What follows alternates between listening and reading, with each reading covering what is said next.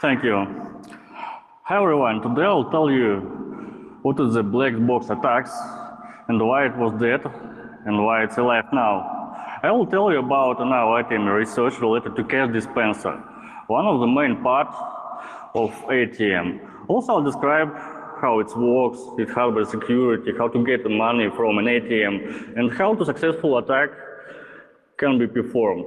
This research we done together with my colleague Vladimir, but he couldn't come. So I'll tell you about it. Let's begin. So who we are? My colleague Vladimir, his job and his hobby is reverse engineering. He works in Positive Technologies research team. He started reversing in 2008, and there was different correctness, key enemies, and so on. Also, he's an active Sega Mega Drive or hacking community member. He helps others to translate different old-school TV games to their foreign languages and modifying them. My name is Alexei. My previous job and my hobby was hardware engineering and embedded systems software development, including industrial control systems. I'm also interested in hardware and software reverse engineering. Now I work in Positive Technologies in industrial control systems security research team and execute some work on ATM projects. So what is the ATM area? Actually, it's a very closed area and it's difficult to get in. It happens because the vendor's main idea is to make security through obscurity. Actually, you can find any software development kits, software samples and firmware in public. But really, ATM is almost the same as you can see in the picture. It's also hard to take an ATM to research. What you can find inside ATM? First of all, it's divided into two main areas, upper cabinet and the safe. Then the cabinet is opened, you will get into service area. The following ATM parts located here, it's PC, monitor, encrypting pin pad, printers, uninterruptible power supply unit, and other devices. All devices connect to PC just like usual peripherals. Usually logical attacks can be done through this zone, because most of locks in cabinet are primitive. The most interesting device is the dispenser. Its purpose to store and issue cash. Therefore, it stays in the safe. The only accessible in service area things of dispenser is power wires and bus which connected to PC. Let's look at the data flow of ATM. It's not complex. External communication of ATM is a communication with the processing center. Processing center communication realized using VPN, TLS, and other secure things. And it's secure in most cases. The next level is communication Windows-based application. It communicates with XFS services layer by an API. It's middleware which implements unified device access. Service provider is bottom layer solution for interaction with devices. The lowest level of communication is the data transmission over hardware buses to devices. We are interested exactly in this issue. Some people want to take money from ATM because it's a box of metal and plastic. The main ATM security threats are fraud, brute force attacks, malware, and hardware attacks. ATM crime actions can be divided according to the method of access into two main parts, physical attacks and logical attacks. Let's look at each of them. Physical attacks can be fraud-based or brute force. As you could hear from the news, this kind of attack is widely used, most popular, and happens everywhere in the world. It uses several techniques like schemes of different complexity, trappers that hold the card inside ATM, cameras, and some transaction reversal techniques. Another type of physical attacks is brute force attacks. For example, intruder can blow explosive gas to the safe, then detonate it so that safe door will be turned out and stored cash will be scattered on the floor. Another example is arresting an entire ATM from revolt by a truck. The results you can see in the pictures. Now let's look at logical attacks. The most common type is malware-based attacks. There are many ATM-targeted malware, but they all use XFS layer to interact with hardware paths, basically with dispenser and pin pad. If you are interested in ATM security, you may hear Green Dispenser, Conclete Maker, Plotus, and other malware. There are few distribution ways of such malware, remotely from processing center or locally from USB device, for example. Now let's look at another type of logical attacks that's called black box. It's one of the most complex and technically difficult attack, but it has many peculiarities. Black box attacks are attacks with usage of some extra hardware devices connected to hardware bus. These devices are called black boxes. You can see an example of such device on the photo. To the casual observer, it looks like opening device, open service area connecting some device or laptop to dispenser bus and cash withdrawal. Thus, this type of attack requires low-level protocols and hardware of ATM knowledges. Such attacks do not depend on processing center, operation systems, and other software.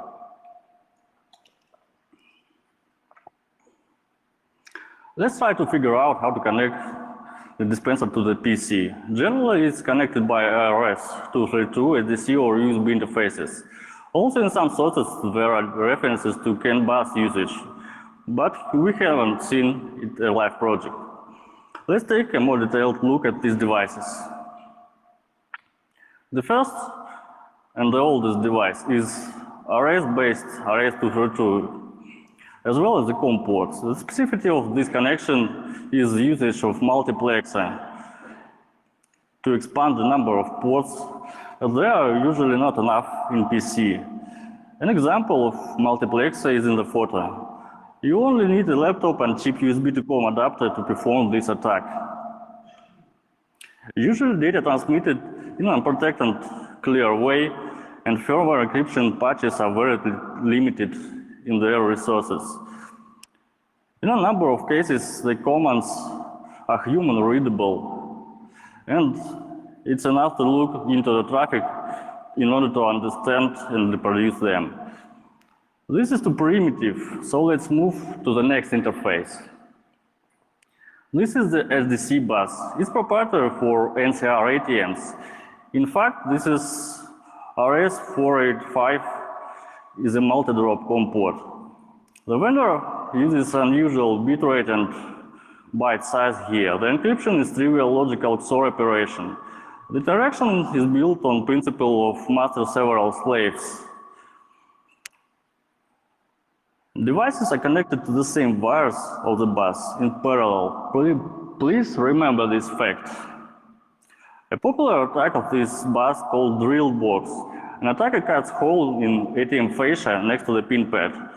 Then attacker turns off pin pad, turns on his device, connects to SDC bus, which also goes to the safe for the dispenser. Further, you only need to send data protocol sequences for cache action issue. Usually a special interface card installed to PC for communicating over SDC. And finally, the most interesting and most complex logical bus is USB. First of all, you need to understand a lot of terminology, a lot of abstractions. For example, endpoints, descriptors, the interfaces, and their types. Typical dispensers are identified as human interface devices or composite devices. However, to see the data at low level, you need a hardware sniffer. They are usually expensive. Obsolete USB dispensers, they are usually inherited protocols from COM port devices with the same drawbacks, but we will not consider them. Let's look at examples of real attacks on more sophisticated USB dispensers. One of the findings of the Positive Technologies research team in devices of this type in 2014 was incorrect initialization of random function, so the initial key was predictable. In this regard, a correctly implemented encrypted protocol appeared to be vulnerable. This error allowed to iterate the session encryption key for finite time, and then to send a command to issue cache.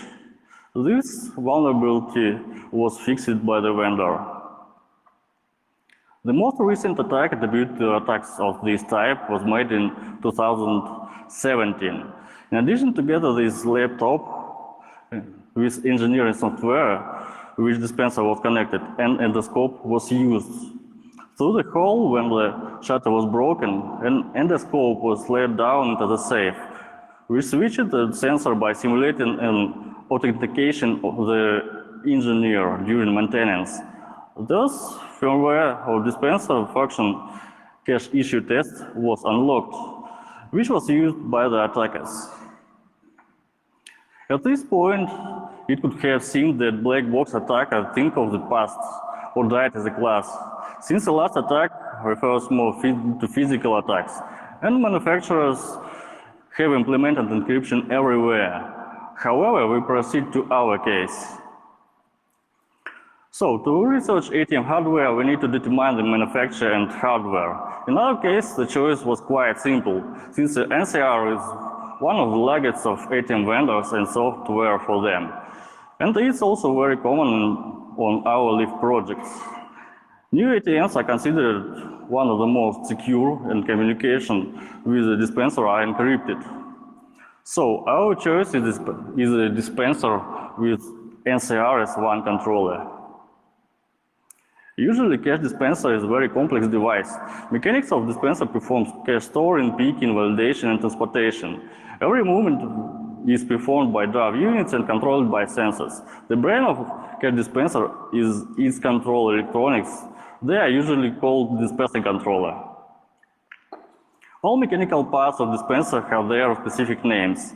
The dispenser are built with 2 or 3 or 4 PIC modules placed below dispenser model. Presenter model, sorry. Bills are stored in the cassettes. Also, the dispenser has dedicated rigid cassette for jammed or wrong PIC banknotes. Bills are stored, transported from PIC mechanisms to a bill validator and then to presenter. In case no error have occurred, banknotes are issued through the shutter. Dispenser controller is a control board that controls the operation of currency dispenser.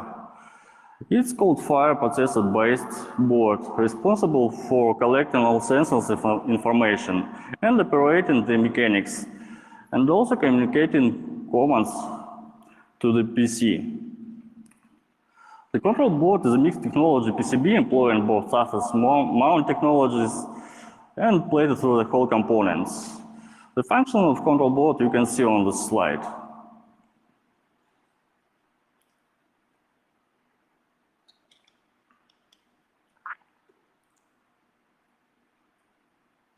So you want to protect your future, you want to find and report some vulnerabilities to NCR, but you don't have an ATM and you also don't have firm binary.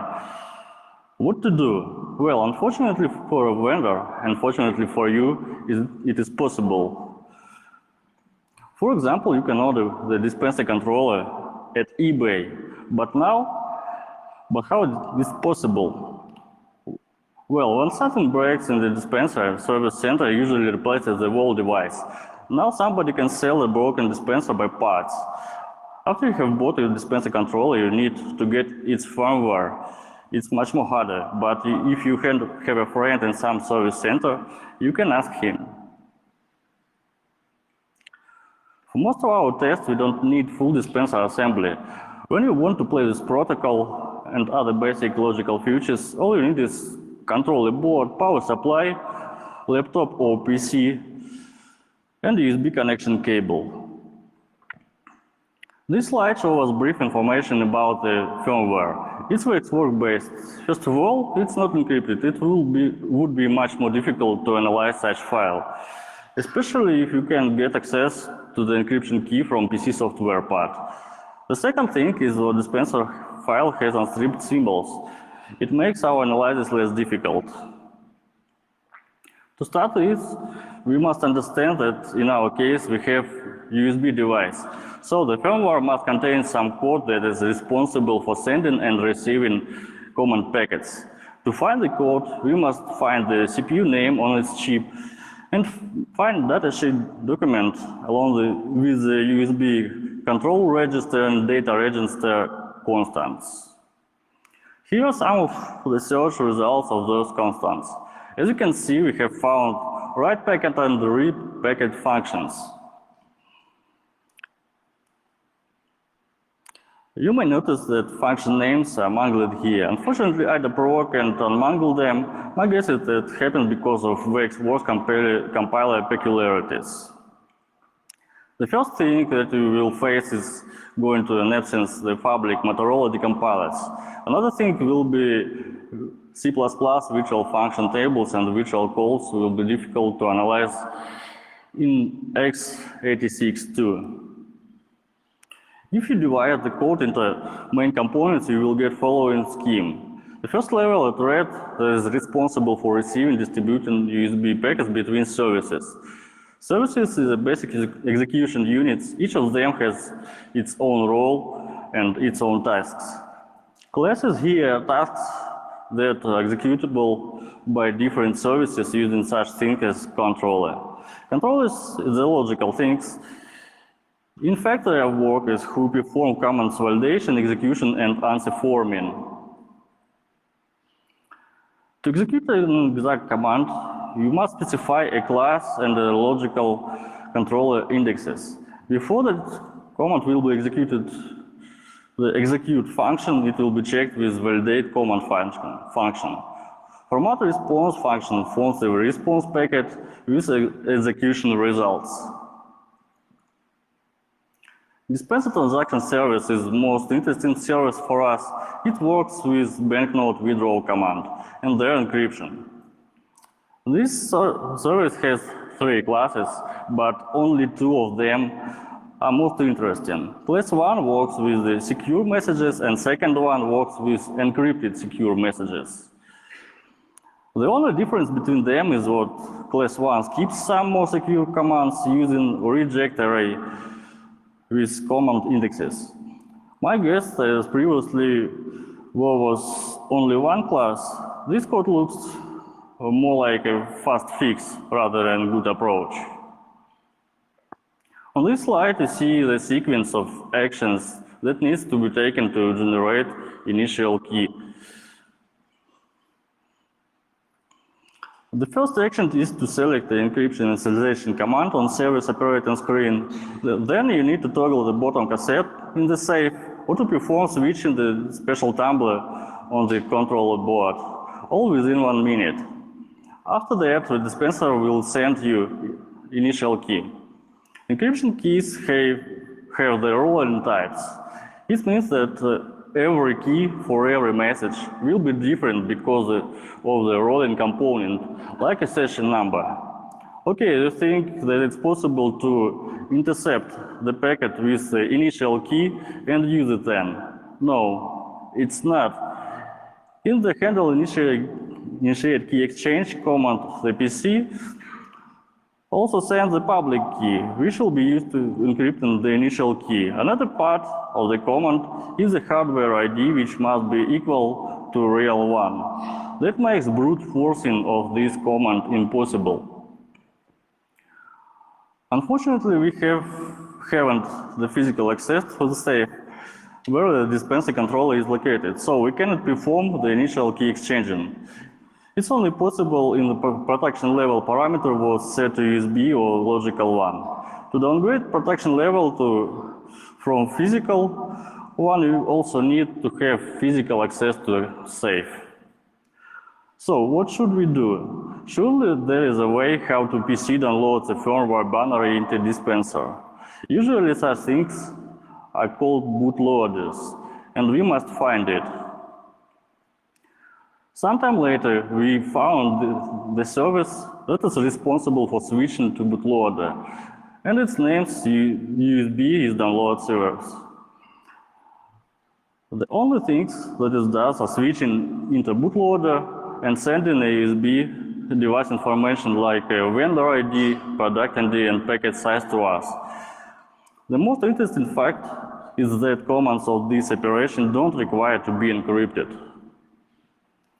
The bootloader itself has been hiding from us for long.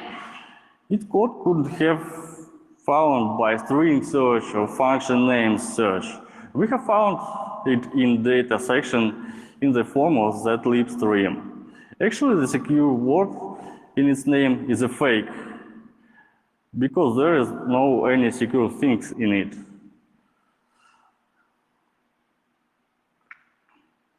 This part of research was the most difficult. We have reprogrammed the NVRAM chip a lot of times. So I'll still decide to make firmware download research. You must understand that without NVRAM backup, you have many chances to break your device. So what you need to do is to fix your firmware binary according to your intents. Surely for research. The first action is to switch into a bootloader. At these steps, the special flag will be set in NVRAM. It will be checked at firmware boot. This flag was the cause unbootable firmware during our attempts. The second action is to generate a key pair for sanity check that will be performed later. Self-signed firmware is a popular phenomenon, but it's fully useless in our case, because it won't help you to protect the firmware if you are able to change public key. You may specify the controller serial number and the version of the firmware. At third step, we need to send the reboot command. The dispenser bootloader will be booted again. The next action what we need to perform is the send data in and text section sequentially, specifying physical addresses and size for every block in the packet header. Here are the problems we encountered. You cannot just write a changed block, you must write the whole firmware sequentially. Also, you can specify virtual addresses here, you have to specify the physical ones.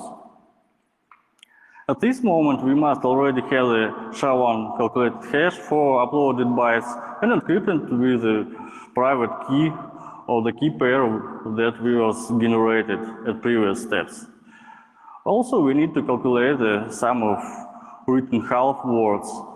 At the first step, we must send the signed hash so that the bootloader will check the data was sent before.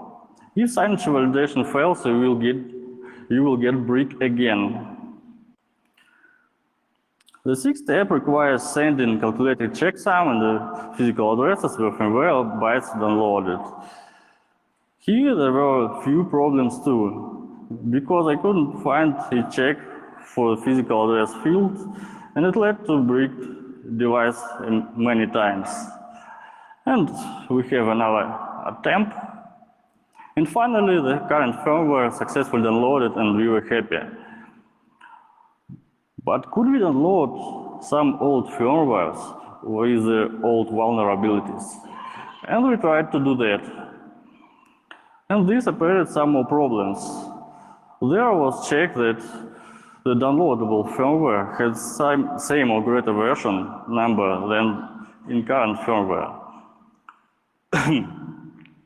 This check can be skipped if no physical access was set. But it's not possible for us.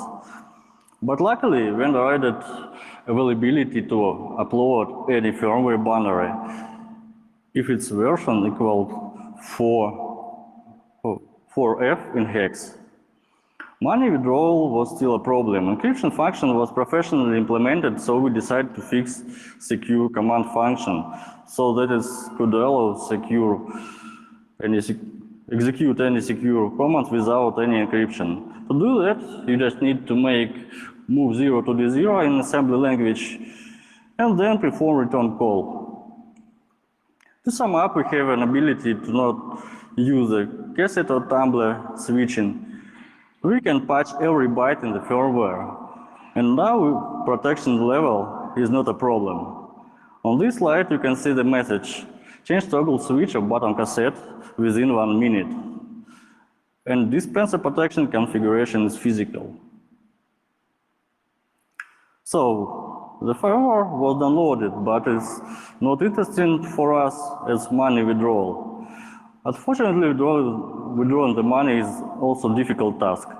Just look at the graph of function that checks withdrawal packet's validity. Surely with the compilator it would be easier. This stack control is that part of code which makes bundles of banknotes, checks the hardware, and many other mechanisms that get stuck. It also checked the ATM was tempered. It was difficult to analyze the stack controller without any peripherals. In fact, my colleague didn't want to analyze the stack controller at all. One look at the validate command function was enough to close its code and never to return to it again. But after we analyzed all codes, we had to return to the stack controller function. The problem was not only in its code size. The captured traffic that contained this command was encrypted. Here I want to say a few words about stack controller command itself. The first thing, we must specify the cassette numbers in which banknotes are stored. Cassette numbers are virtual ones and they can be reassigned, but in our case their numbers were equal to real cassette's location. On this slide you see that we asked the first cassette to give us 5 banknotes. If your cassette doesn't have the required amount of banknotes, the dispenser will send you an error. After we worked out the stack controller works, we decided to perform the first real withdrawal. Vladimir assembled the firmware with a fixed secure command function, which I have mentioned before, downloaded the firmware into dispenser and sent the stack controller's withdrawal command. In the response, we received a message about hardware error. There was many versions of why that would happen, ranging from a malfunction of ATM hardware to additional checks we have not performed. That day, we didn't get any money. We were afraid that dispenser was completely broken. A bit later, we found the clear main transport command, and we decided to use it just because its name looks interesting. This command is necessary for the money withdrawal process to clear, and they need some related things. Unfortunately, the real packet was captured, so only the Python hex dump on the slide was presented. After we made the second withdrawal try using clear main transport command, we got the money. After a long and painful search, after a dozen times breaking controllers, we managed to make withdrawal. As a result, we have succeeded to execute our code by passing the encryption, worked out stack controller principles to understand how ATM cache withdrawal occurs, and have also learned about how to initialize all the mechanics correctly.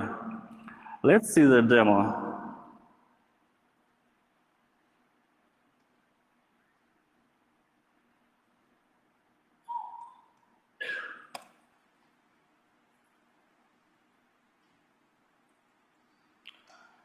Some preparation, as I mentioned before, we need to exchange initial keys with the host PC controller of ATM. You can see words I mentioned before.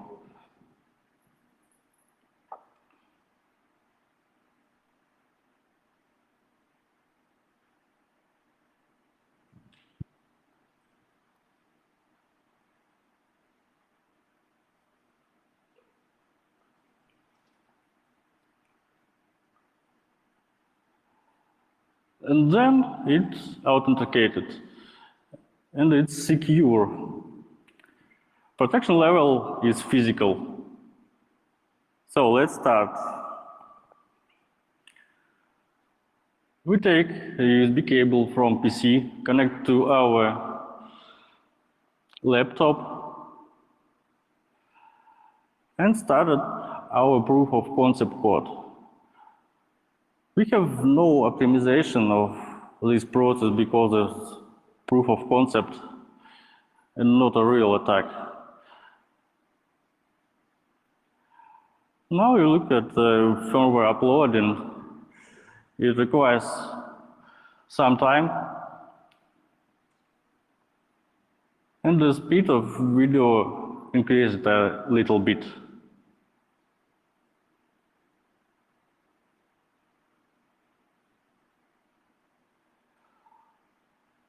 Also, you can see timestamp on the bottom on the screen.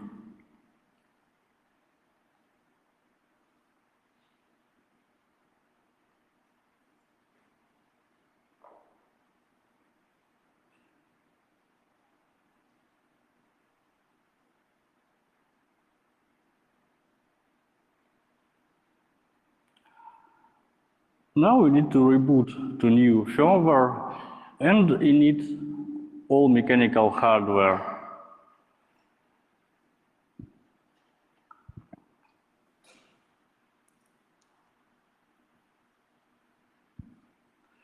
And then send clear main transport command to clear all the things inside ATM and transport bills to reject cassette. And then we send withdrawal command.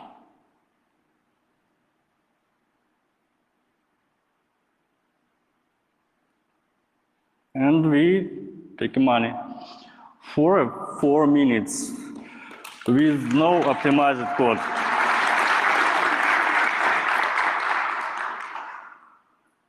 So this is a demonstration video that occurs our attack was successful. After we assured ourselves that vulnerability really allows to execute a arbitrary code and issue the money, the report was sent to NCR last December. The research was done on the basis of S1 controller, but later it was confirmed for S2. The presence of vulnerability was confirmed, and the fixes in the February security fix.